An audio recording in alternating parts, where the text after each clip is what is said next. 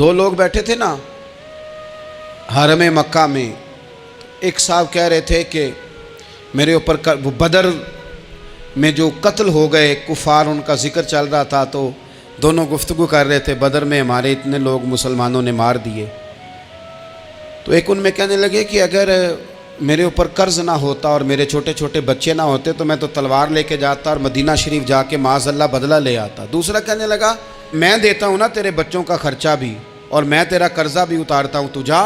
اس نے کہا پکی بات ہے؟ کہا ہاں، قرضہ بھی میں اتار دوں گا، تیرے بچوں کا خرچ بھی اٹھاؤں گا، تو جا. اس نے خنجر تیار کیا، تلوار تیار کی، گھوڑے پہ بیٹھا، گلے میں وہ تلوار اس نے اپنے ڈالی اور مدینہ شریف آ گیا. اتفاق کی بات یہ کہ ملاقات حضرت عمر سے ہوئی. جناب عمر کہنے لگے مجھے تیری نیت ٹھیک نہیں لگتی.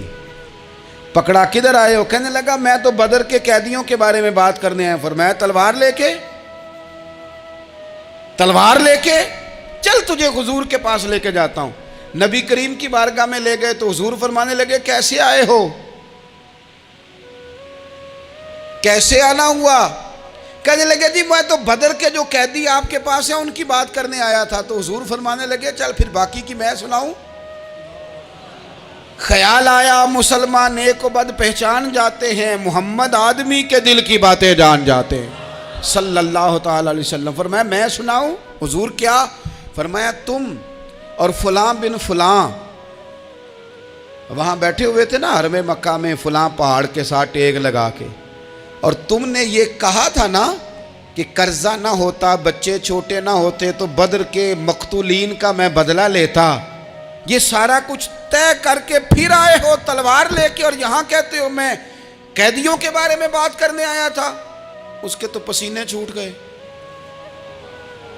وہ تو بے حال ہو گیا. اس نے کہا اس کا تو سوائے اس کے اور میرے کسی کو نہیں پتا، اور اگر آپ کو پتا چل گیا ہے تو پھر آپ اللہ کے سچے رسول ہیں. تو حضور اگر آپ کو پتا چل گیا ہے کہ میں قتل کرنے کے ارادے سے آیا ہوں، میں معاذ اللہ بدلہ لینے آیا ہوں، اللہ کرے آپ کو سمجھ آئے میری بات کی. یعنی ایک تو یہ ہے کہ بندہ وہ پکڑا گیا ہے، اور ایک یہ کہ کسی کو پتا چل گیا ہے کہ یہ اس کام آیا ہے.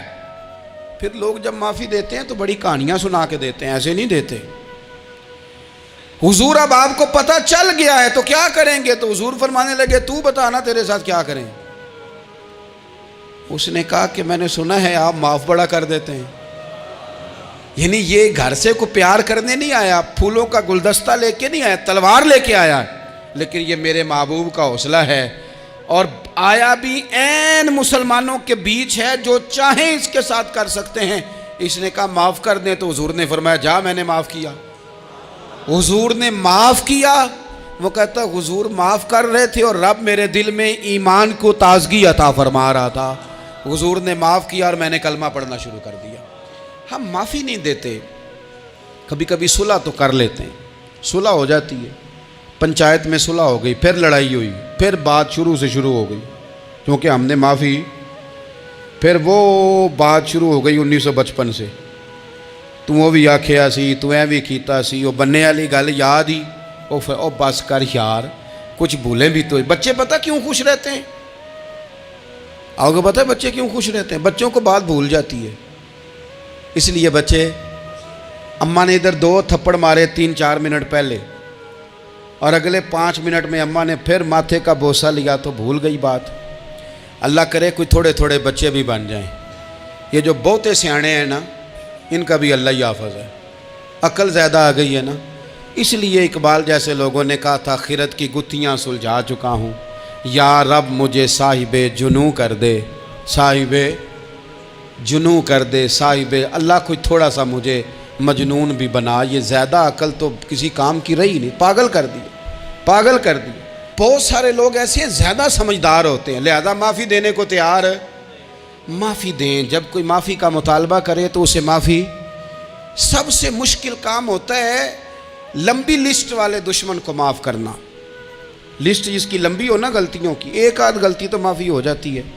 کچھ لوگوں کی لسٹ بھی بڑے کچھ عادی مجرم بھی ہوتے ہیں، لسٹ لمبی ہوتی ہے، ان کو معافی دینا بھی تھوڑا سا مشکل ہوتا ہے. لیکن کمال بھی یہ ہے کہ جس کی لسٹ لمبی ہو اسے یک جنبش قلم بندہ معاف کر دے. کو چھٹی ہو گئی، جا تجھے معاف کیا۔ اور یہ ہمیں کیوں کرنا چاہیے کہ میرا رب بھی ایسے کرتا ہے، میرا رب بھی ایسے، وہ گنواتا تو نہیں نا، یہ بھی کیا، یہ بھی کیا، یہ بھی کیا۔ حضور فرماتے ہیں، ذرا سننا حدیث، حضور فرماتے ہیں کچھ لوگوں پہ اللہ کرم کی چادر ڈال کے نا قیامت والے دن، یہاں بھی اس نے پردہ رکھا تھا تو وہاں بھی کرم کی چادر ان پہ ڈلے گی، تو اللہ فرمائے گا یہ گناہ کیے تو چھوٹے چھوٹے گناہ اس کے گنوائے جائیں گے، یہ اب وہ ڈرے گا، چونکہ پتہ تے سارا ہے نا سردار نو کیتیاں دا، اب وہ ڈرے گا، چھوٹے چھوٹے گناہ اس کے گنو، تو اس کا خیال ہے بڑے بڑے بھی نہ سامنے آ جائیں، چھوٹی چھوٹی غلطیاں اس کی گنوائی جا رہی ہیں، تو ڈر رہا ہے، کانپ رہا ہے۔ قربان جائیں نبی پاک کے لفظوں پہ، کچھ گلاں اجیاں نے قرآن پاک اجیاں نے، یہ نا میری دادی کہا کرتی تھی، میری اماں کہا کرتی تھی، اے کچھ کام اجائے نے، کچھ گلاں اجیاں نے کہ اتنے دل کردہ ہے صفحہ بند ہو جانا ہے تو معافی ہو جانی، یعنی ختم ہے یہ بات، اس سے آگے کسی نے سوال پوچھنا ہی نہیں۔ چھوٹے چھوٹے گناہوں کا اللہ تذکرہ فرمائیں، یہ کیا یہ کیا یہ کیا، یا اللہ ہو گیا، اب بندہ ڈر رہا ہے کہ بڑے بڑے بھی سامنے آ جائیں گے، لیکن چھوٹے گناہوں پہ ہی فل سٹاپ لگا کے نا، تو رب فرمائے گا یہ جو تیرے گناہ ہیں نا، اس کے بدلے تجھے نیکیاں دی جا رہی ہیں، تو نے سچی توبہ کی تھی تو ان گناہوں کو بدل کے نیکیاں بنایا جا رہی ہیں۔ پہلے ڈر رہا تھا، حضور فرماتے ہیں، اب فٹافٹ بول پڑا، کہنے لگا یا اللہ میں نے تو بڑے بڑے بھی کیے ہیں، یعنی اگر چھوٹوں کی نیکیاں بن گئی ہے تو وہ پاپ کدھر ہیں، بڑے بڑے وہ میرے کدھر ہیں۔ کریم یہ بات کر رہے ہیں اور صحابہ رو رہے ہیں، میں نے تو بڑے بڑے بھی کیے ہیں، بڑے بڑے کدھر ہیں۔ اللہ تعالیٰ بندوں کو معاف فرماتا ہے، رب اپنے بندوں کو وہ معاف کرتا ہے۔ اگر اللہ معاف نہ کرے تو جتنے جرم ہمارے رب کو ہمارا پتہ ہے، بتاؤ سویرے روٹی ملے، سانس ملے، شعور قائم رہے، جب مالک اتنا معاف کرتا ہے تو ہم اس کے بندوں کو کیوں نہیں معاف کرتے؟ کر دے معاف۔ پکے لوگ کھڑے تھے، پکے دشمن کھڑے تھے فتح مکہ کے دن حضور کے سامنے، اور کچھ لوگ ایسے ہوتے ہیں جن سے امید نہیں ہوتی، اپنے ہوتے ہیں کہ یہ والا جملہ، وہ بندہ کہتا ہے یار تجھے تو نہیں نہ کہنا چاہیے تھا، کوئی اور کہتا مجھے، کہتے ہیں، یہ نہ سمجھیں کہ لوگ کہتے نہیں، کہنے والے، یہ بات ہی آپ چھوڑ دیں کہ کوئی آپ کو کچھ کہے گا نہیں، یہ چھوڑ دیں۔ مخلوق تو اس طرح کی بات ڈھونڈ کے لاتی ہے کہ انسان پریشان ہو جاتا ہے کہ یار میں یہ کر سکتا تھا، میں نے کیا نہیں، اور جو میں نے کیا نہیں وہ تو نے میرے کھاتے ڈال دیا ہے۔ ایسے لوگ سامنے کھڑے ہو گئے فتح مکہ کے دن کہ جن کے چہروں سے ان کی زیادتیاں عیاں ہو رہی تھیں، ان کے ظلم چھلک رہے تھے چہروں سے، حضور کے سامنے کھڑے ہیں، کانٹے بچھانے والے بھی، روڑے مارنے والے بھی، گلے میں رسیاں ڈال، سارے کھڑے ہیں۔ حضور نے فرمایا بتاؤ تمہارے ساتھ کیا سلوک کروں؟ انہوں نے کہا آپ کریم ہیں، تو حضور نے پتہ کیا کہا؟ قرآن پاک میں ایک سورہ یوسف ہے، کچھ لوگوں کو لفظ یہ قصہ بھی بڑا برا لگتا ہے، تو اللہ فرماتے ہیں نحن نقص علیک احسن القصص، محبوب ہم آپ کو ایک سونا قصہ سنانے لگے ہیں۔ اس کو اللہ نے قصہ کہا، سونا قصہ، سورہ یوسف کو۔ تو سورہ یوسف کیا ہے بھلا؟ ذرا انداز دیکھیے سورہ یوسف کا۔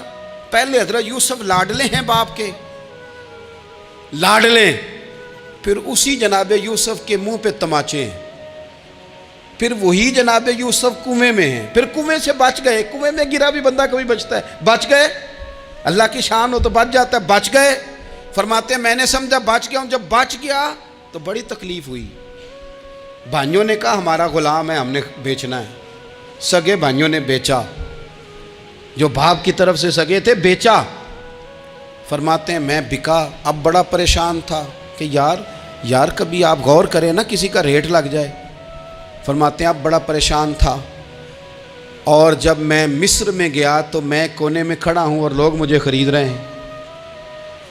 محبت میں یہ قصہ سنانا تو آسان ہے کہ بی بی اٹی لے کے آ گئی تھی، پر جو بیکرا ہے اس کا بھی تو حال دیکھو نا کیا ہے، اس کا ریٹ لگ رہا ہے، یہ بھی تو بڑی۔ اور جناب یوسف کہتے ہیں پھر عزیز مصر نے خرید لیا تو بادشاہ کے گھر گیا تو کچھ سکھ کا سانس آیا، یہ حضرت یوسف ہیں، یہ لاڈلے ہیں، فرماتے ہیں سکھ کا سانس لیا ہی تھا کہ جناب زلیخا نے الزام لگایا، اور وہ غلطی معاذ اللہ جس کا تصور بھی نہیں، اس کی پاداش میں سالوں جیل کاٹا۔ لیکن خدا کی حکمت ہے نا، اللہ کا کرم ہے نا، جس ملک کے وہ قیدی تھے رب نے اسی ملک کا حکمران بھی بنا دیا۔ یہ اللہ کی حکمت ہے نا، تقاضے ہیں نا۔